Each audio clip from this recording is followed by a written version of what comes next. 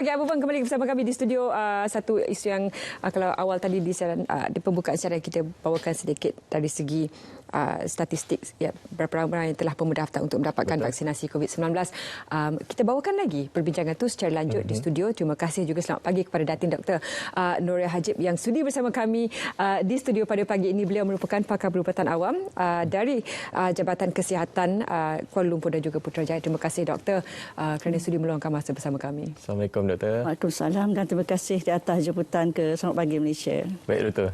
Mungkin untuk permulaan ini mungkin Doktor boleh kongsikan bagaimana setakat ini perkembangan terkini pendaftaran ataupun program imunisasi COVID-19 kebangsaan dan juga dari segi pendaftaran dan juga pemberian vaksin khususnya di Putrajaya dan juga Kuala Lumpur. Terima kasih Munawar dan Zaliha. Sebelum saya pergi tengok apakah perkembangan terkini sektor seberapa yang telah menerima vaksin di wilayah Kuala Lumpur dan Putrajaya, ingin saya jelaskan di sini objektif, terdapat 4 objektif program imunisasi COVID kebangsaan. Pertamanya kita adalah untuk melindungi petugas barisan hadapan bagi memastikan pemberian sistem kesihatan adalah optimal, kesihatan dan keselamatan. Yang keduanya adalah untuk melindungi populasi masyarakat Malaysia yang berisiko tinggi daripada mortaliti atau morbiditi.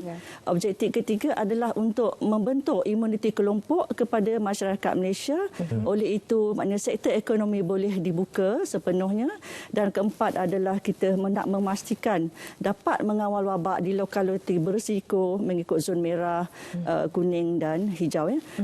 Statistik semasa kalau di Kuala Lumpur, bagi Kuala Lumpur, dos satu seramai 44,925 orang ataupun individu telah mendapat vaksin dos pertama. Dos kedua adalah sebanyak 26,637. Zaliha dan Munawar. Bagi Putrajaya pula, dos satu seramai 5,420 orang telah mendapat vaksin dos pertama, manakala dos kedua setakat 3,774. Ini adalah kerana dos kedua tu mereka masih ada dia punya tarikh temujanji untuk datang. Kita tahu dos pertama dan dos kedua ada 21 hari dia punya tempoh masa sepatutnya jarak antara dos satu dan dos kedua. Datin, bila Datin sebutkan statistik tersebut untuk KL dan Putrajaya buat masa ini, ada yang juga mengatakan berhubungan ke kenyataan Perdana Menteri beberapa hari lalu kalau dah ada 2 dos tu boleh merentas negeri dan sebagainya. Tapi ada juga rakyat mengatakan agak lambat sikit untuk mereka mengharapkan ia menjadi lebih cepat. Jadi apa lagi yang boleh dilakukan oleh pihak kementerian untuk mempercepatkan lagi proses ini? InsyaAllah setakat ini sebenarnya vaksin kita sedia maklum, vaksin adalah akan sampai secara berfasa. Walau bagaimanapun bagi kita, pihak Kementerian Kesihatan ingin mewawarkan supaya semua masyarakat umum di sana yang layak, layak kita kata kategorikan yang umur 18 tahun dan ke atas hendaklah tampil ke hadapan untuk mendaftar. Mendaftar sebab sekarang kalau kita tengok daftar di bilangan individu yang telah daftar di Kuala Lumpur hanya sekitar 43% sahaja.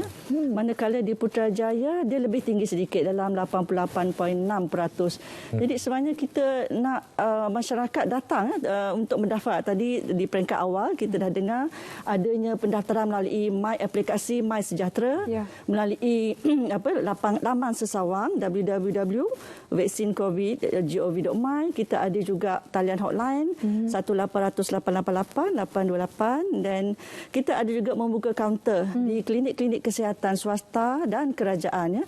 Datang ke yang mana tidak ada, maknanya tidak tahu macam nak daftar, terus datang ke klinik-klinik kesihatan yang berdekatan. Juga kita ada program outreach. Contoh baru-baru ni kita ada program kerjasama Jabatan Kesihatan Wilayah Kuala Lumpur bersama Jawi. Kita membeli maklumat di masjid-masjid dan kita buka kaunter supaya orang ramai boleh datang.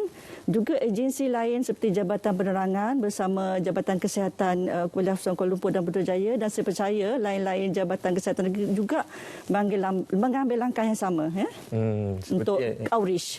Untuk outreach program. Seperti yang Doktor nyatakan tadi, banyak sebenarnya kaedah saluran pendaftaran bagi program imunisasi COVID-19 kebangsaan ini boleh dilakukan oleh masyarakat di luar sana. Namun kita masih lagi dalam usaha untuk meningkat ataupun mencapai sasaran 26.7 juta rakyat Malaysia mendapat imunisasi COVID-19 kebangsaan ini. Doktor, setakat ini kita sedia maklum fasa pertama telah pun bermula dan fasa kedua akan bermula dalam masa terdekat ini 17 April. Jadi mungkin doktor boleh kongsikan kepada penonton di mana lokasi pusat pemberian vaksin khususnya di tempat Kuala Lumpur dan Putrajaya. Ya. Seperti semua sedia maklum, fasa 1 masih lagi berlangsung. Kita telah menyuntik hampir frontliner KKM dan non-KKM dan masih ada berbaki, masih ongoing, masih berlangsung pemberian vaksin kepada frontliner. So di wilayah Kuala Lumpur dan Putrajaya kita menjangkakan akan bermula pada 17 April 2021 dengan 5 lokaliti pusat pemberian vaksin.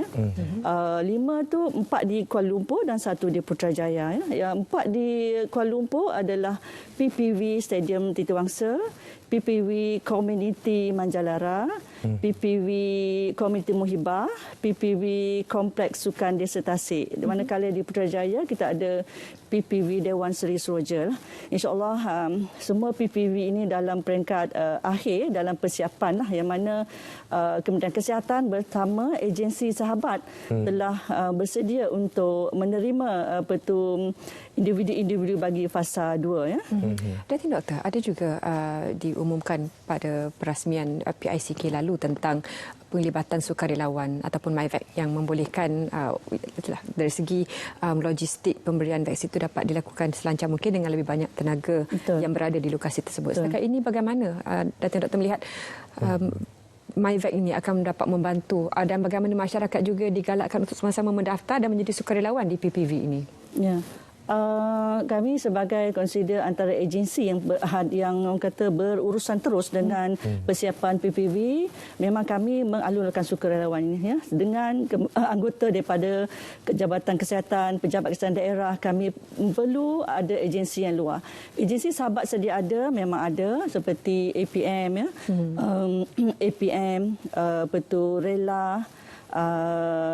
Itu ada, tapi kita perlukan sukarelawan yang baru-baru ini kita ada sukarelawan daripada Kementerian Belia dan Sukan dan kita juga mengalurkan lebih ramai sukarelawan yang boleh membantu dalam pengurusan pusat pemberian vaksin. Individu yang berminat boleh pergi ke laman sesawang COVID vaksin itulah dan nyatakan apa hajat peran ingin, maknanya persetujuan ingin menjadi sukarelawan. Doktor, kita ingin mencapai imuniti kelompok. Itu antara sasaran utama kita, 80% kepada masyarakat Malaysia untuk kita mencapai vaksinasi COVID-19 kebangsaan ini. Namun kita lihat angka sekarang ini 7.8 juta sahaja yang telah mendaftar bagi program ini. Kita masih jauh lagi perjalanan untuk kita menggalakkan lebih ramai mendaftar bagi program ini. Jadi di mana ruangnya yang perlu kita perbaiki dalam hal ini? Bagaimana kita nak menyatakan kepada masyarakat di luar sana bahawa mereka tidak perlu was-was, tidak perlu ragu-ragu dengan keberkesanan vaksin yang disediakan oleh kerajaan? Ya, betul tu Menawar. Kita dari status pendaftaran masih lagi rendah. Jadi untuk mencapai herd immunity kita harus faham di sini apa itu yang dipanggil herd immunity atau immunity kelompok. Jadi dalam program PICK ini kita dengar ada moto iaitu lindung diri, lindung semua. Itu sebenarnya secara kata gimmick ataupun adalah nak menggambarkan kepentingan herd immunity itu sendiri. Jika kerajaan Malaysia hanya mensasarkan 70% warga negara Malaysia yang layak, iaitu 18 tahun dan ke atas mengikut kelayakan masing-masing. Jadi kita berharap sangat supaya masyarakat luar sana hendaklah mendaftar dan ada tanggungjawab sebagai rakyat Malaysia untuk datang dan mengambil vaksin ini sebab kita supaya kita dapat sekiranya kita dah mengambil tanggungjawab untuk mendapat suntikan dan dalam 70% di kawasan lokaliti perumahan kita, for example, insya-Allah kita dilindungi daripada mendapat jangkitan COVID bila mana virus COVID itu menyerang di kawasan kediaman kita sebab kita kena fikirkan ada beberapa peratus golongan yang tidak layak menerima vaksin. Jadi apalah salahnya kita mengambil iktizam, mengambil tanggungjawab ini untuk mendapat suntikan vaksin. Selain melindungi diri kita juga memberi perlindungan kepada golongan yang tidak layak menerima vaksin. Selepas berbulan-bulan diberikan informasi maklumat kepada warga masyarakat, masih lagi soalan-soalan kerisauan timbul yang sama. Adakah teknik mRNA akan mengubah DNA dari segi aspek halal atau tidak? Masih lagi masyarakat menggusarkan tentang isu yang sama. Bagaimana dari pihak kesihatan ataupun pengamal kesihatan sendiri, doktor boleh berikan sedikit penjelasan kepada masyarakat supaya ini semua bukan satu yang perlu dirisaukan? Ya. Kita mengenai soalan Zaliha mengenai vaksin, ya, kita sedia maklum insya-Allah kerajaan Malaysia akan menerima beberapa jenis vaksin. Vaksin telah sampai ke Malaysia dan frontliner kita telah terima adalah daripada Pfizer, iaitu Comirnaty, dah sampai juga adalah Sinovac, dan ada lagi akan sampai CanSino dan juga Sputnik seperti yang telah digariskan dalam program PICK oleh Menteri Penyelaras, iaitu Menteri Musti.